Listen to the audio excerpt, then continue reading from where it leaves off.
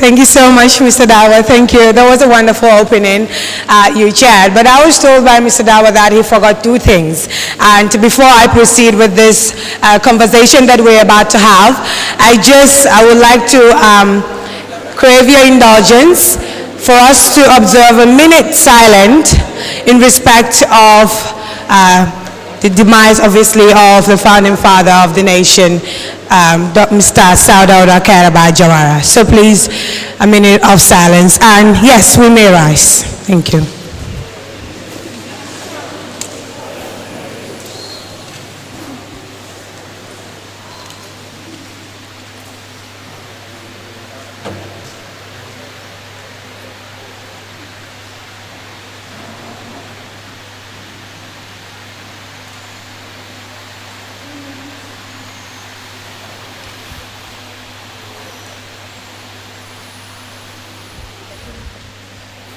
Amen. May his soul rest in eternal peace.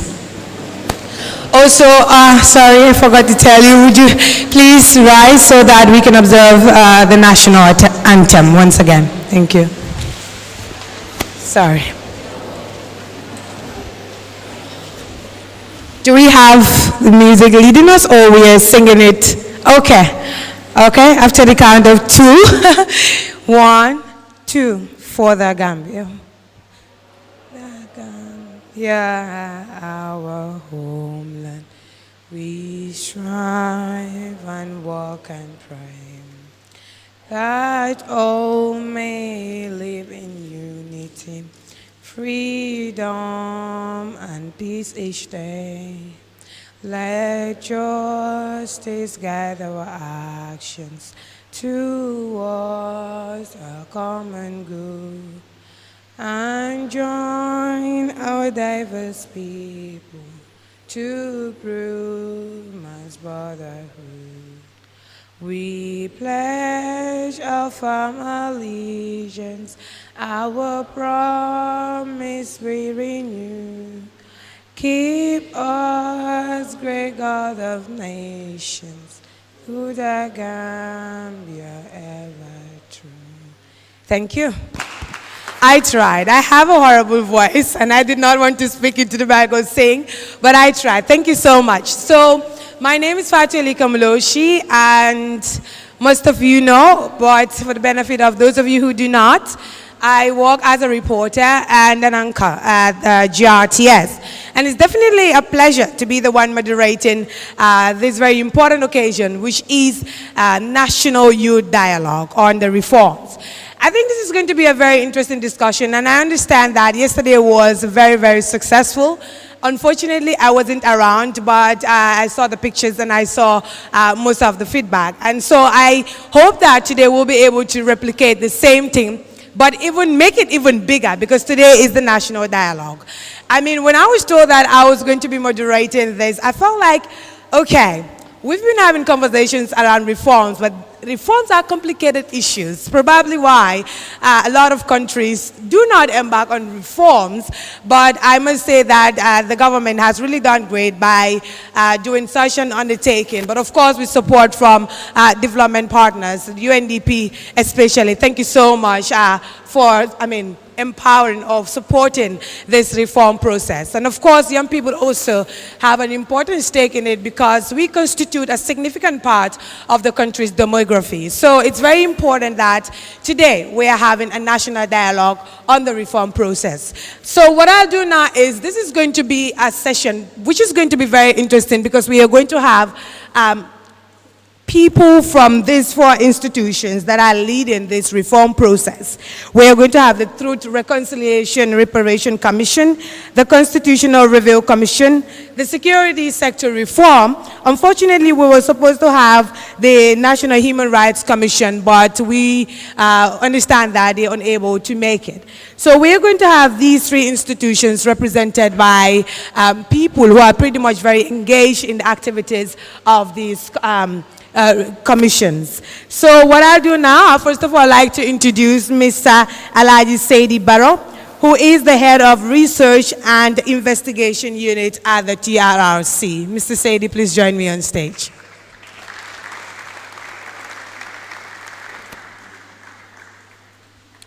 Thank you so much. And also I have Mr. Saini M.K. Marina, of course, Head of Communications at the Constitutional Review Commission. Saini is a colleague.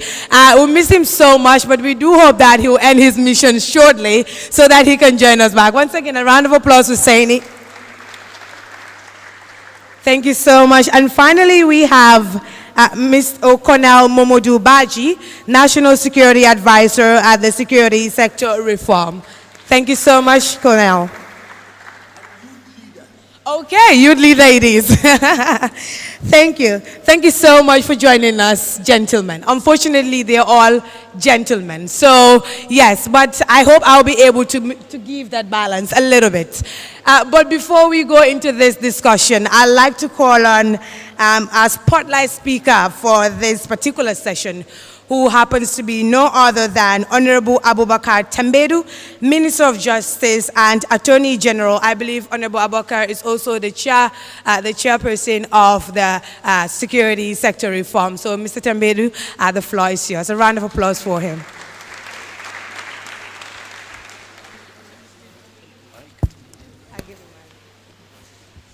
Thank you. Okay. How long do I have? 3 minutes. 3 minutes. No, it's okay. Take the. I have to hold this. Okay. Good morning, everyone. I'm told I have 3 minutes, so I'll stick to the 3. I try and stick to the 3 minutes. It's nice to be here amongst the youth. Just to say that in all these reform processes, we made sure that you are represented in them. Not only in our consultations nationwide, but also in the actual commissions themselves. But what I want to do here, this is a dialogue. It's not a monologue. So I'm not going to give you long speeches. I'm going to take you back to the classroom just a little bit and have a dialogue with you. And I want you to just look at the 4 processes that are listed here and try to tell me the links between the Truth, Reconciliation and Reparations Commission, the Constitutional Review Commission, and the National Human Rights Commission. Just to give you more clue, our transitional justice process was designed deliberately to create a link between the past, the present, and the future. That was our objective. These processes were not designed in isolation from one another. They were deliberately designed to create a link.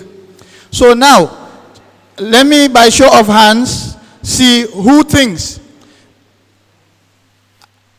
or which of these processes is linked to the past. Can you tell me? Yes, the gentleman to the left. Which one is linked to the past? The TRRC. That's the Truth, Reconciliation and Reparations Commission. And which one is linked to the present? You're very right. That is the one. Which one is linked to the present? I see another gentleman. I want a female hand. Not so, Ms. Mulushi? Yes. So I want ladies. Yes, here. The SSR.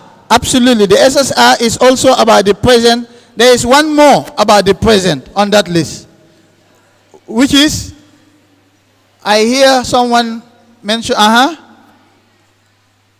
what? The National Human Rights Commission. Okay, not exactly. So that leaves the CRC. Yes, indeed. The CRC is about the present, and of course, naturally, the National Human Rights Commission is about the future. Let me just briefly explain the connections here. Now, if we are going to make sure that what happened in this country under the previous administration in terms of human rights abuses will not happen again, we have to investigate, we have to conduct a post-mortem of the past and see the causes of the problems that led us to that kind of environment. And so that is exactly what the TRRC is doing, to find out what has caused the human rights abuses and violations. Now, when we find out and establish the causes, and we find the solutions that we think can help us prevent, those solutions are going to be contained in the in the new constitution that we are establishing right now. Because that is the point.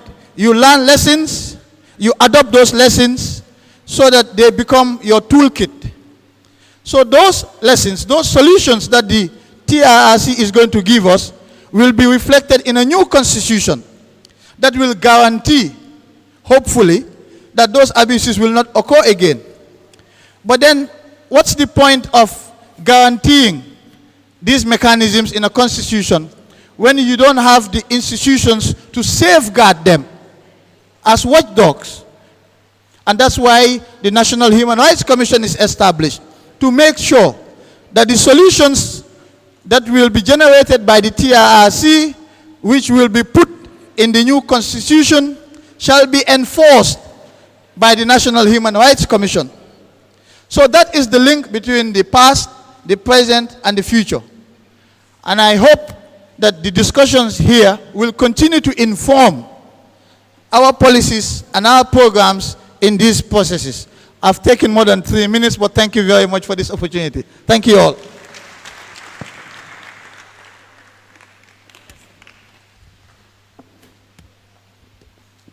Thank you so much. Please, a round of applause for our Honorable Batambedo once again.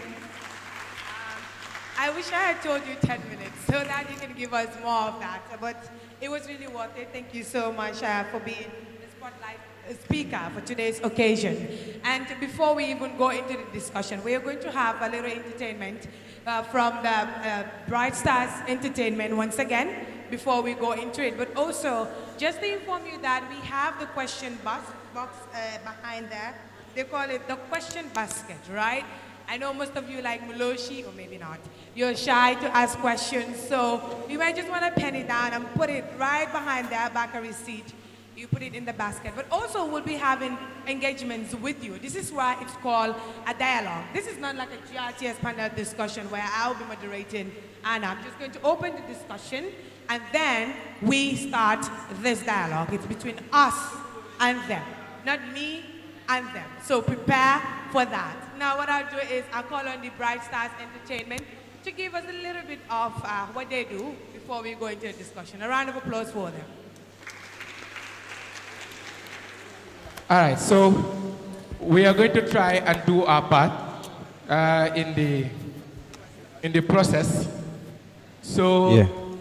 You know about the anti-crime, right? You heard the song, right? You can sing it. So we are going to do this together.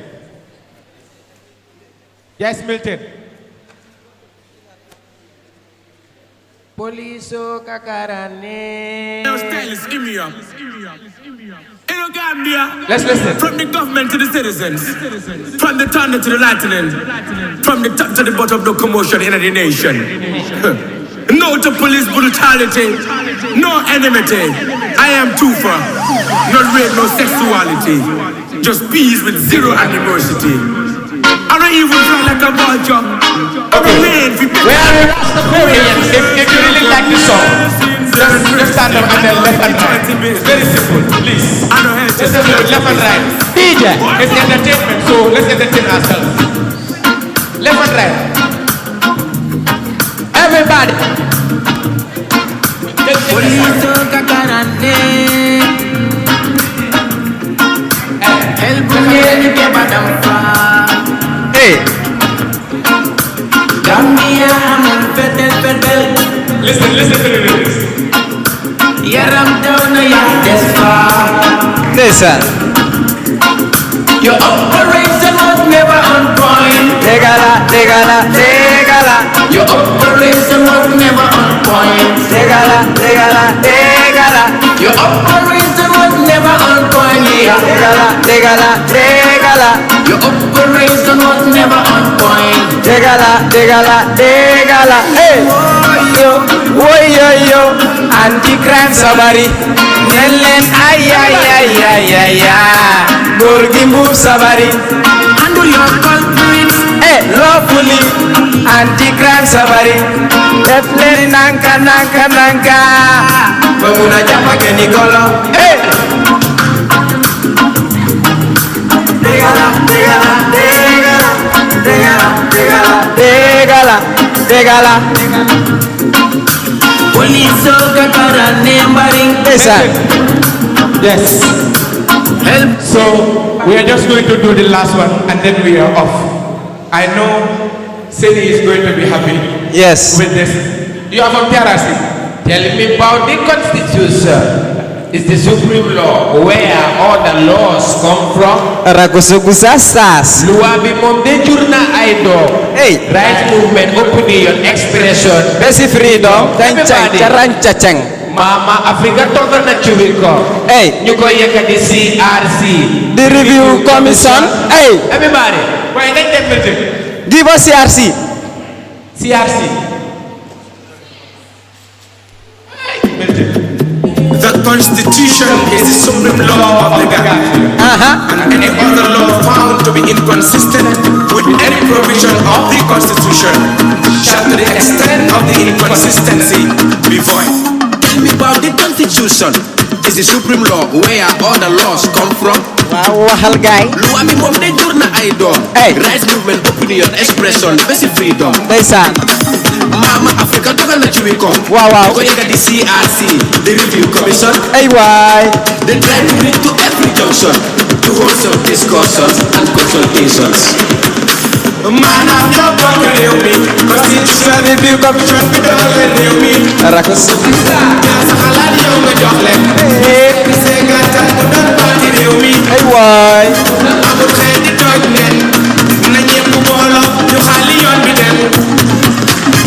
Mimi ko lady men Anyer siyasi Kongol lady men Sawoni nder Gambia e diaspora Ala samba ala pate foko entawa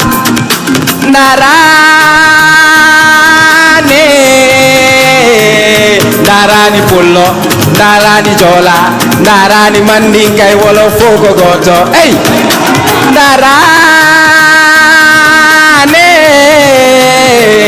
Darani pullo darani jola darani mandinka e wolof soko goto ay waay Maanaam ñoo bokk réew mi. Constitution review commission bi doole réew mi. Di la sa xalaat yow nga jox leen. Ñu seet seen gàttal mu doon parti réew mi. Amul xeet di tooj nen. Na ñépp booloo ñu xaali yoon bi dem. webulo muta ye sammaje constitutional review jeji obije faydaabije fondaaɓije kon saka fu ñooma munaɓe koye fefe wallahi kon saka fu ñooma munaɓe koye fefe wallahi kon saka fu ñooma munaɓe koye fefe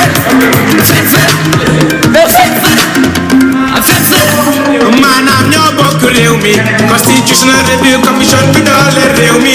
loxoy Di la sa xalaat yow nga jox leen. Ñu seet seen gàttal mu doon parti réew mi. Amul xeet di tooj nen. Na ñépp booloo ñu xaali ali yoon bi dem Be part of the history Gambians are making. Bright Stars Entertainment Thank you so much. A round of applause for the Bright Star one more time, please. Thank you. I mean, it's good to see that our young people, be it in poetry, be it in comedy or music, portray the realities of this country. That is very, very important.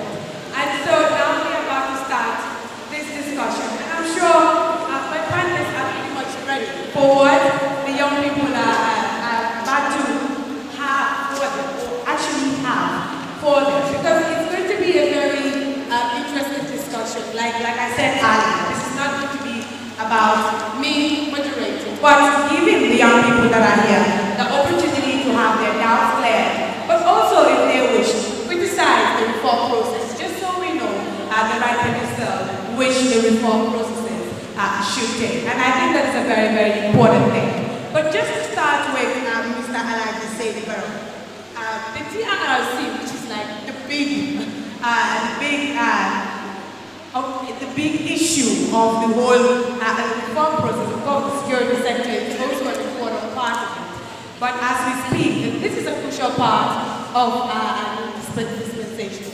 And the spotlight speaker made mention of a very important thing, and that is unearthing the truth before we can progress as a nation. And I just want you to, at this point, demystify the Truth, Reconciliation, and the Reparation Commission. And why is healing and reconciliation an important part in shaping the Gambia into a fully fledged democracy? Thank you for having me. I don't like using mics, so I'm going to put it down and stand up. Hopefully everybody can hear me. So let's try. Right, go on. Can everyone hear me? I think we need the mic. I don't like using mics, but okay, now I have to use it. Manka insists that I have to use the mic. My name is Alaji Baro. I'm with the TRRC, Mkotoma and Sumana from Latikunda Sabiji. Thanks for joining us. So her question was reconciliation and healing. Why is that important? Healing, why do we need to heal? You heal something that's injured, right? Or if something has a problem. And I see a lot of folks here with their phones, texting. This is supposed to be a dialogue with us, not a dialogue on Facebook or Instagram. So if you're on your telephone, respect shows that, or respect that, you at least pay attention to what's going on here. So if you're out there on your telephone texting or talking to other people, that's not the way to behave yourself. I needed to say that just to get that off my chest. But healing, we need to heal the Gambia. Why? Because the Gambia has been injured for 22 years. Lots of things have happened, bad things to people. These were not people that were from some other country. These were all Gambians that hurt each other. Gambians that killed each other, Gambians that put each other in prison. Families were divided, communities were divided. There were fractures all over the nation, everywhere you go.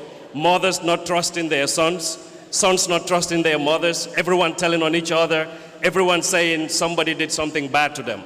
So that's the stage that we are in today. It's a lot of injury, a lot of healing that needs to be done. The TRRC, of course, is unearthing or looking into the past to determine what happened. How did we get here? Because it's not African, it's not Gambian to hurt each other. None of us here would deliberately go out and hurt another individual. If somebody gets up here to hurt another individual, something is terribly wrong with that picture, because that's not who we are as a people. We are not supposed to hurt each other. We are supposed to be there for each other. We are supposed to comfort each other and help each other as much as possible. So what went wrong? How is it possible that I can get up from my house and go to somebody else's house at 3 o'clock in the morning with my team and grab this individual from their family, from their wife, out of bed, and take them somewhere and beat them? And I call myself a Gambian, and the person that I beat, I call a Gambian as well. What happened? What went wrong? What motivated me to be able to do that to somebody that I call my Gambian brother or my Gambian sister? These are the things that we all have to look at. These are the things that we need to look inward to be able to answer some of these questions. So it's not a matter of the TRRC to tell people how to behave themselves, or to tell anyone that when somebody tells you, go and grab somebody and kill them, it's okay for you to just go and do it just because you have the power to do that. That's wrong. That's your brother, that's your sister, and if it was your mother or your father or your child, if somebody tells you to do it to somebody, you probably will not do it because that's your father, that's your mother, that's your sister. But if what we say that all Gambians are the same, that we are all one people, then I shouldn't be able to go out and take somebody else's mother or somebody else's father and torture them or kill them. If I'm doing that, then the Gambian-ness that we claim, the brotherhood, sisterhood, uncle, father, mother, that we claim we all are, is not true. So we need to heal that. We need to look within ourselves to see what can we do as individuals. Each one of us, it doesn't matter how old you are or how young you are, we all have a responsibility to each other as Gambians, as brothers, as sisters, as mothers. So the TRRC, what we are doing, we have a youth coordinator who's looking at me right now, that's working with a lot of youths to have these kinds of conversations. Because as adults, we fail the youths of this nation. We didn't do you guys right. We are living a Gambia here that is worse off than it was before. And we need to fix it. The TRRC is just one mechanism towards that end. And I'll leave it here for now until next time. All right. Thank you so much. Let me give the mic. Thank you so much, Mr. Sadie.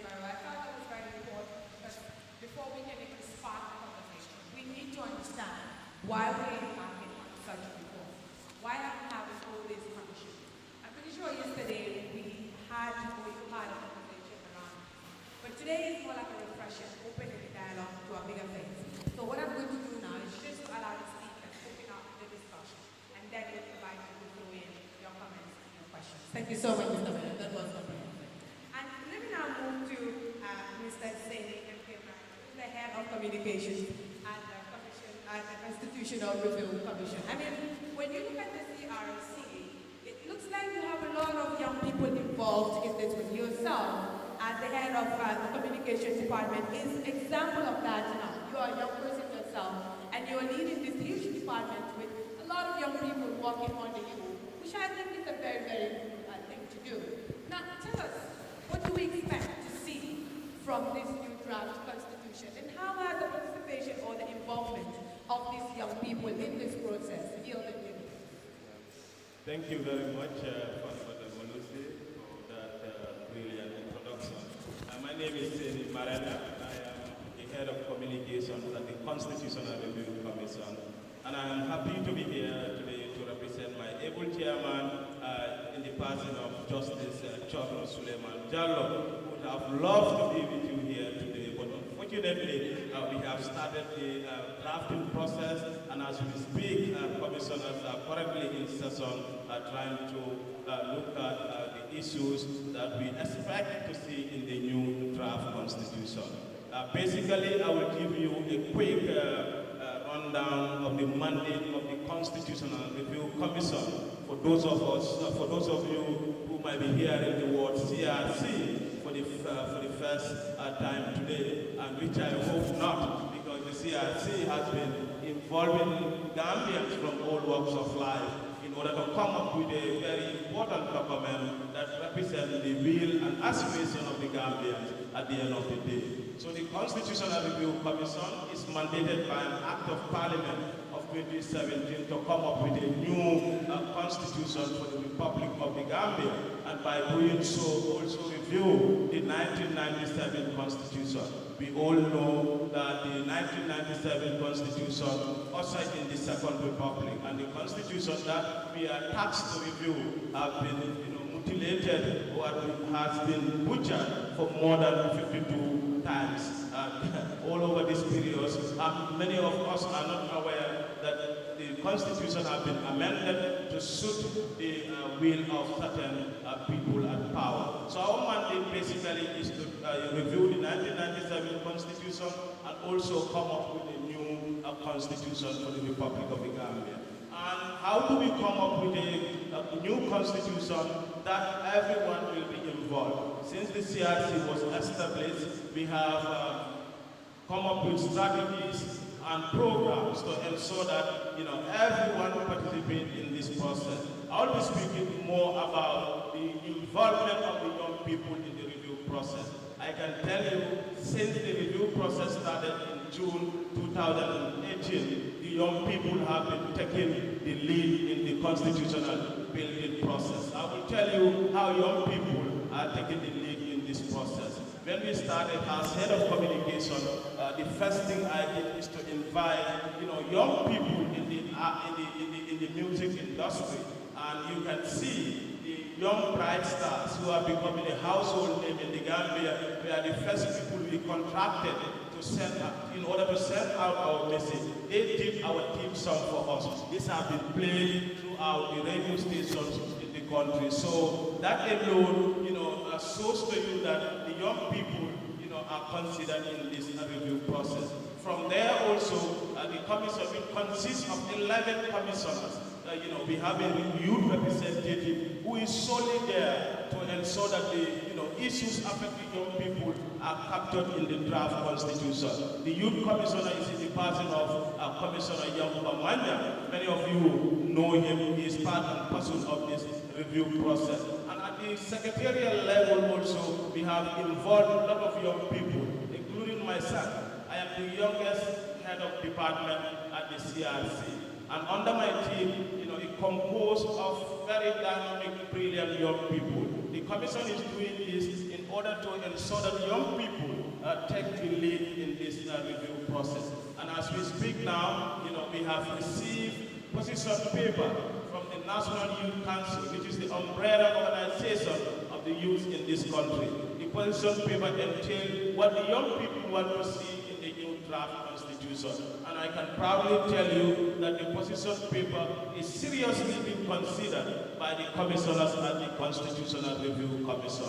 Just last week, we also received members of the joint mission from the AU, African Union, and the ECOWAS, who are in the country to look at, some of the, initiatives that the young people of this country are doing. They also interrogate us how young people are involved in this review process. And they went home happy that the young people of the Gambia are part and parcel of this process. That is why today the chairman, who also should have been here, but unfortunately he couldn't make it here, he said, I should assure you that the young people are, seriously taken care of by the Constitutional Review Commission. And at the end of the day, we will come up with a constitution that will stand the test of time. A constitution that will reflect the collective wills and aspirations of the Gambians from all walks of life. So Mulusi, just to give you a quick background of the CRC, involvement of the young people, basically the young people at the CRC are involved in this review process. And in fact, that is good to know. One thing before I move on, one thing I just want to clarify, because I see very young faces in here, and I'm sure they want to understand, why do we want to come up with a new constitution? Most of them will know, we already have the 1997 constitution. Is it that we have a lot of resources to exploit, or why are we coming up with a new constitution? Very, very fundamental questions. You would agree with me that the Gambia has undergone 22 years of brutal dictatorship, and during this period there was total disregard for human rights, total disregard for rule of law, and then, at the end of the day, there comes the change in 2017. And when we effected the new change and ushered in new democratic dispensation, the government under the coalition leader Adama Barrow agreed to embark on certain reform. This include, coming up with a new constitution. That was the time the CRC was created to come up with a new constitution to ensure that, the new constitution, cater for all Gambians, irrespective of who you are, irrespective of region, irrespective of tribe and religion. So the Constitutional Review Commission comes as an effect of the brutal dictatorship that the Gambia witnessed. So it's also part and parcel of the transitional justice process that the country is currently witnessing. The TRRC is part and parcel of that process. The security sector reform is part of it. The National Human Rights Commission is part and parcel of it. So we came into existence as a result of what had happened in the past 22 years. So now we want to have a constitution where, fundamental rights of citizens will be respected, where the power of president will be curtailed. Instead of the president giving more powers, power will come to the people, so there is a need to have all these things in place to ensure that never again we'll have a constitution that will only empower one person, a constitution that will only empower, a government to act otherwise, as we see in the former meeting. So basically, we are here to ensure that what had happened previously is never again in this country. Thank you very much, Sani. I think we should be giving people a round of applause. Thank you very much. That was comprehensive. And now, let me move on to Mr. Cornell Momodu Ban, who is the National Security Advisor and the Security Sector Reform. And the SSR is a crucial part of the reform process. And we do know that the government is so particular about this as well as the Gambian people. Because we are also aware that there is a draft SSR report. I see your Executive Director of Communications here, and we always have these conversations, right? And there is a draft SSR report, and we do hope that the final report would be fine. But we also hope that this SSR report would be sensitive to our human rights trajectory. And because when you look at the past and how young people, to be specific,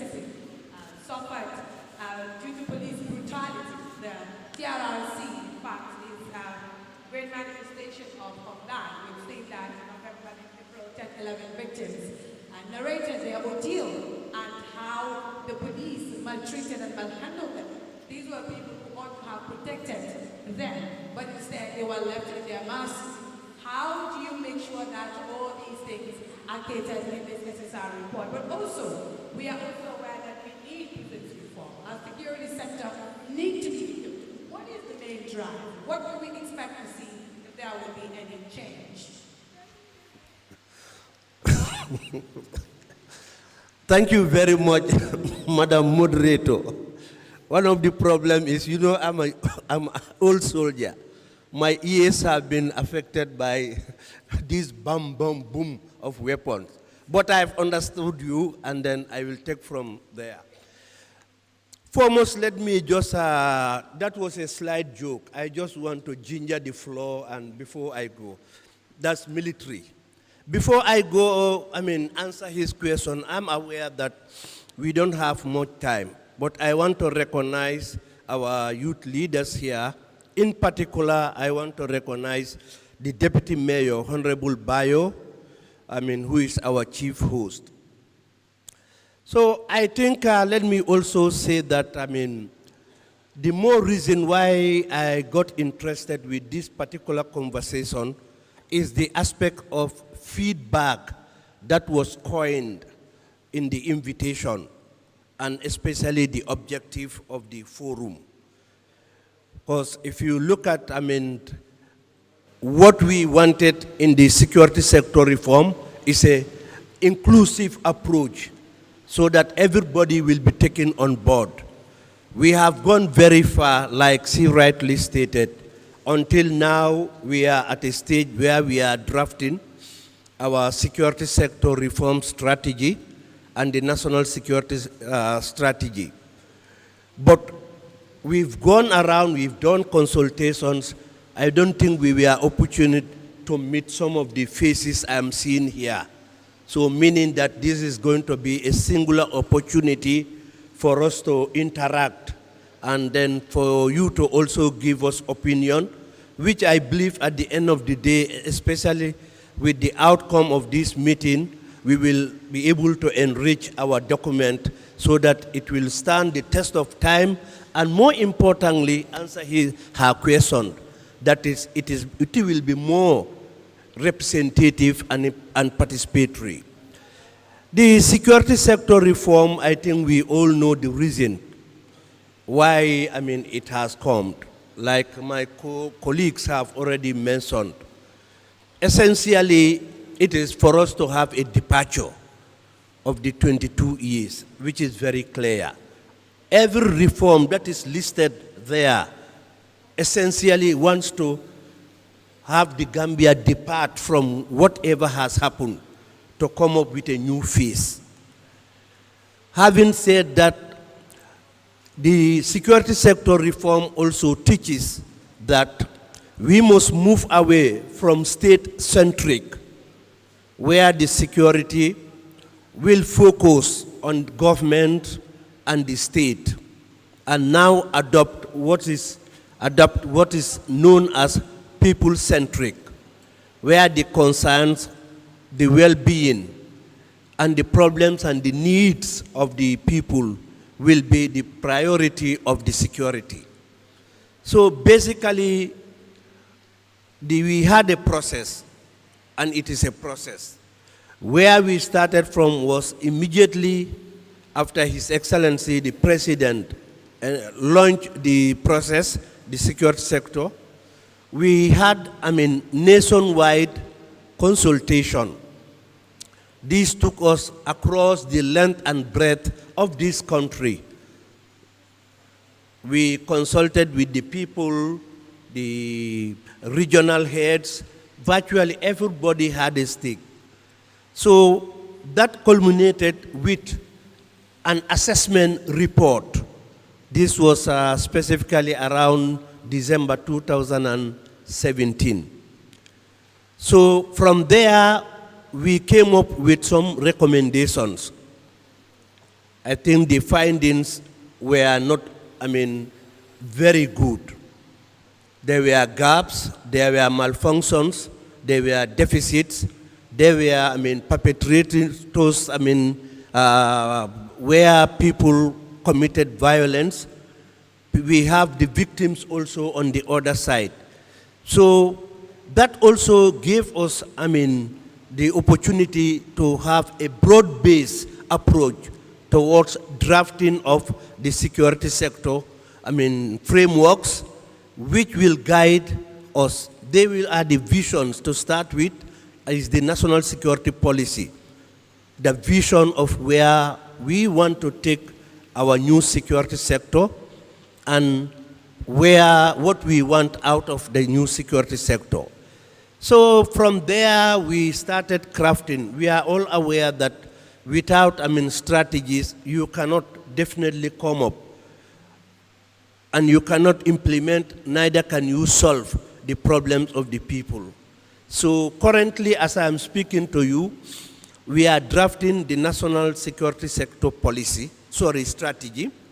This strategy is meant to look at all the findings, whether positive or negative, but most of the negative ones that were, I mean, captured in our assessment. And then we had also some recommendations. So the security sector strategy will endeavor to address and solve those issues. Briefly, let me say we have about 5 thematic areas. When we consulted the people and then listened to the people, heard the voices of the mass, everybody, let me say including the youths, what came out clear is the security, we are not working, we are not guided by any framework. So we said, in order to solve that, let's come up with an overarching framework that will give us, I mean, frameworks that will be able to guide, I mean, the practice and then the whatever the security sector women will be doing. We had this, I mean, problem line or thematic area which we call authoritarian legacy of the past government. This is where there were blatant, I mean, abuses. There are weapons in. There were, I mean, groups that were working closely with the former president. So most of them even included some weapons and explosives that probably we don't need in the Gambia. So we want to address all that. Then the issue of the institutions. Yes, I mean, we agree that the security sectors were partly misused, I mean, for the interests of the former government and the president. But then they did not also benefit in the sense that they live in their, I mean, not only poverty, but their structures, their, I mean, capabilities, I mean, were also not built. So we thought that we should look at the institutions and address their capacity. And that capacity will also help us to be able to address the current situation. So we also look at the issue of the youth. That falls under the issue of cross-cutting and perennial challenges that we have. That's where gender issues, people who are not able, and especially you sitting in front of us here. How do we address it? I think we are all aware that youths are the future leaders. We are also aware that over 50%, precisely I think 60% of our population are youths. So these are a component that we cannot just forget in the, I mean, security sector. When we started the assessment, we had one key, I mean, partner from, I mean, the secure youth folk, and that is this Yankuba Manjang. So I don't know whether I will wrestle my brother when we finish here. Yankuba was supposed to be part and parcel of the system and the security sector reform. Of a sudden, I mean, the CRC was, I mean, created, and maybe because of their muscles, they just snatched this Yankuba Manjang, and we couldn't have a replacement. But I had an opportunity when the AU and the ECOWAS team came we had a lengthy discussion, and especially with your leader, Lamin Dabo, we are looking at how to have a youth leader sitting and being housed at the Office of the National Security. So how soon do you expect that to happen? Say again. How soon do you expect that to happen? Yes. This is this is a responsibility that will fall on my head, and also the AU and the ECOWAS. So we took it, we noted it as one of the resolutions and the outcome of our meeting. So we are all interested in having a youth house in the ONS who can, who will be able to represent you, so that we will not only meet you at consultations, at validations, but you will be part and parcel of the process. Okay, we do hope that that happens pretty much very soon. I thought it was quite interesting that it has to take a long process before we can identify a young person who can represent us at the SSR. But we do hope that Mr. Dabo is taking note, and we'll pretty much work on that very soon. Thank you so much for now. Let me also say that whatever is the resolution here will be a position paper that will be very interested, since currently we are drafting 2 important strategies. So we will be able to take on board most of the aspects that will come out of this platform. Thank you. Thank you very much, Colonel. It's good that you've updated us how far you've gone in the process. That's the idea of this dialogue. And at this point, I'd like to open the floor now. I believe we all have a little bit of understanding, or a clear understanding of why we are having these reforms. Do we have understanding of that now? Hello? Are you hearing me there? I hope this is not a little bit beyond your understanding. I'm sorry.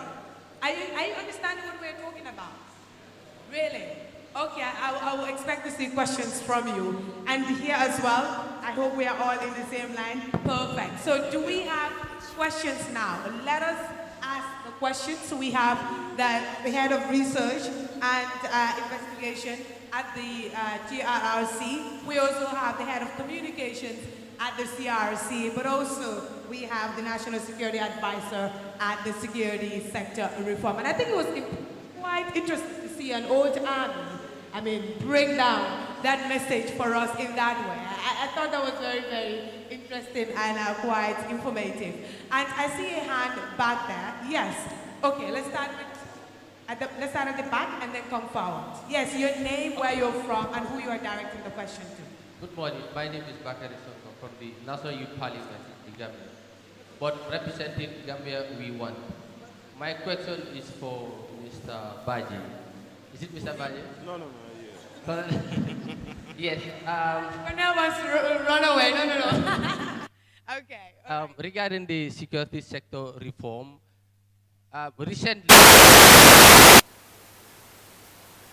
we've seen countries moving or using the new dynamics of security, that is human security, and looking at the threats surrounding human security, like unemployment, food insecurity.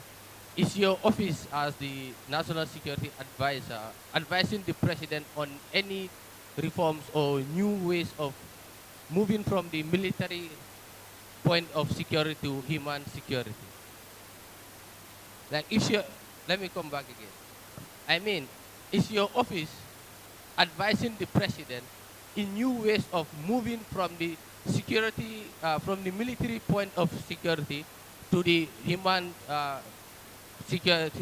view security? Okay. That is to say, moving from the military aspect of security, like preparing the army or the police, instead looking for new ways of creating employment for young people, and also fighting food insecurity. Because food insecurity and unemployment are one of the reasons or one of the causes of insecurity in our country, most especially with young people. So I don't know if your office is doing anything to advise the President on such matters.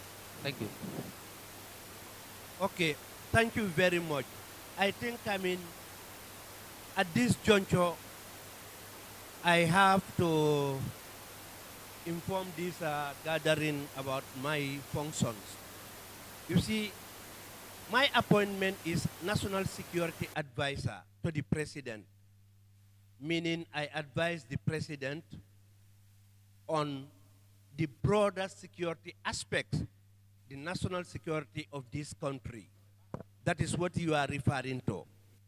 Then in that role, I also double up as the secretary or the secretariat to the National Security Council, which is the highest body that takes decisions on national security matters, and it is chaired by His Excellency the President himself.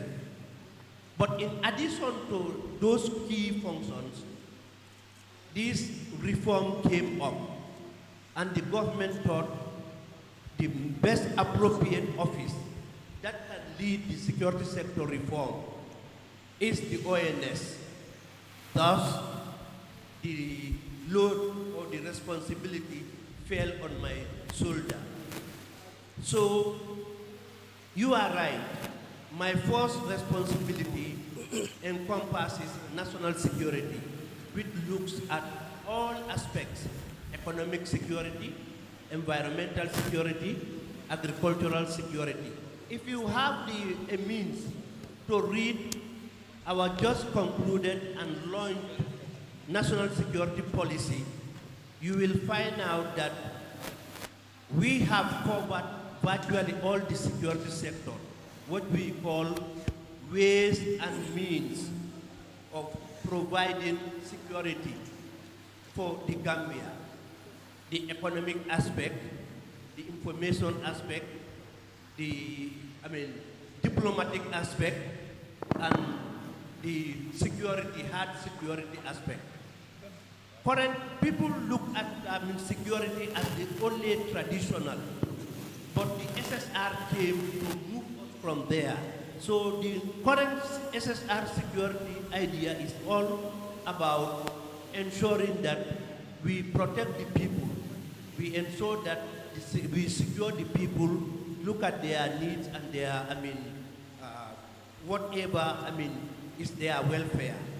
But we advise the President on the broader aspect of the security needs of this country. And you are right, the emphasis is still on human security, which encompasses, everything. So if I answer your question,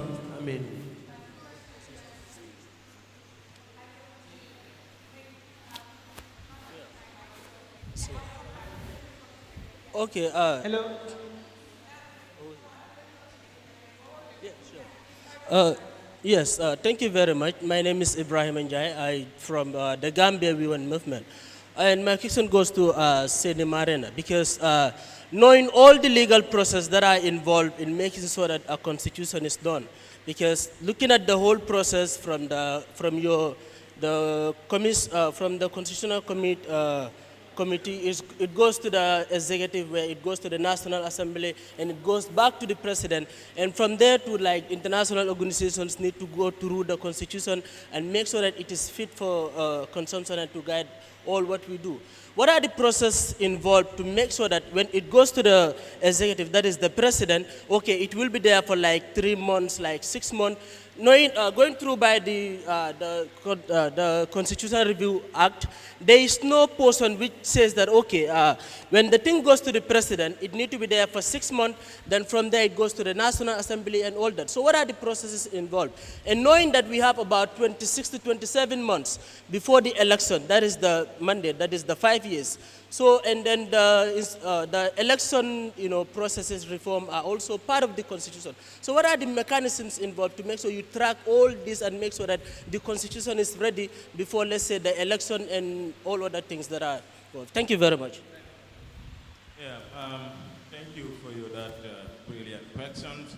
Your question is very fundamental. What are the processes that are in place to ensure that when the constitution is done, it's just done and then we have a new constitution.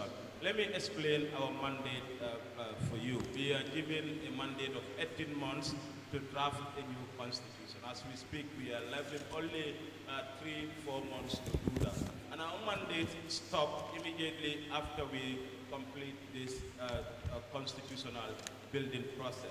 So now the question is, how do we ensure that the constitution that we went round to seek the views and aspirations of the Gambians comes into fruition? One is the day we are submitting the constitution to the president, that day the new draft constitution will be publicized, meaning everyone will be able to have a copy, everyone will be able to know what is in this new draft constitution. So that's a process that has been put in place to ensure that nothing changes in this new draft constitution. And how do we go about it? When we are done in December, it will be submitted to the president. From there, it will go to the National Assembly, and then we have a referendum. But our mandate stops there. The referendum will be conducted by the government of the Gambia. Immediately after the submission of the draft constitution, the mandate of the CRC ends. That's why it is very important for young people like you to know where our mandate ends and what should follow immediately after the submission. That is why the role of the civil society is very important to ensure that the constitution that everyone wants to see, is out there, and without wasting much time, we have a new constitution. So basically, our mandate stops immediately after we submit the constitution to the president and the National Assembly. But that's where the role of the National Civic Council comes in, the NCCA. The NCCA is able to sensitize Gambians about this new constitution so that they can take ownership. But I can proudly tell you that for the first time, those that are tasked with drafting of the new constitution leave their safe offices in Banjul, go around the country, involve everyone in this process. In October, we'll go back to the people again with the new draft constitution, ask them, we are done with the writing now. This is what is in the new draft constitution. Can you give us your feedbacks again as to what is in this new constitution? So we are doing this to give everyone the opportunity to know what is in this very important national document. A lot of efforts have been made to ensure that what happened before never repeat itself in this country. That is why the process is very transparent, it's very inclusive, and people all over the country are taking ownership of it, because they said this is the first time for the drafters of the new constitution to go out and seek and solicit the opinion and views of the Gambians, to be incorporated in the new draft constitution. So young man, be rest assured that this constitution will be a different one.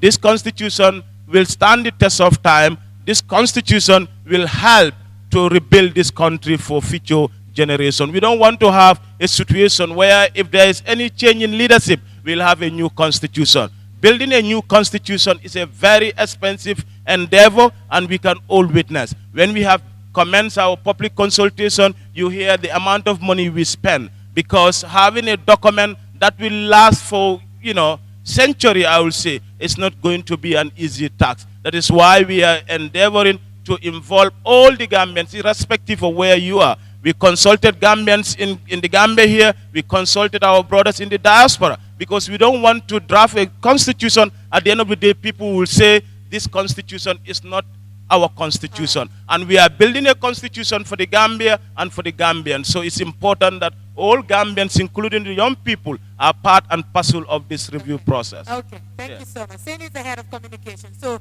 ready to get your doubts cleared on that. Now what I say is, you limit your questions to 1 minute, and we give the speakers each 2 minutes to answer the questions. So keep it short and precise. I'll take on my champ, and then I'll resort back to my ballot papers, and then come back to you again. Yes. Thank you very much. My question goes to the National Security Advisor. I'm deeply worried about the 3 years Jotna, and it's been seen that there is some form of preparation from the government to quell down demonstrations, for example, looking at the type of information you're receiving. So as National Security Advisor, don't you think it is wise to advise the President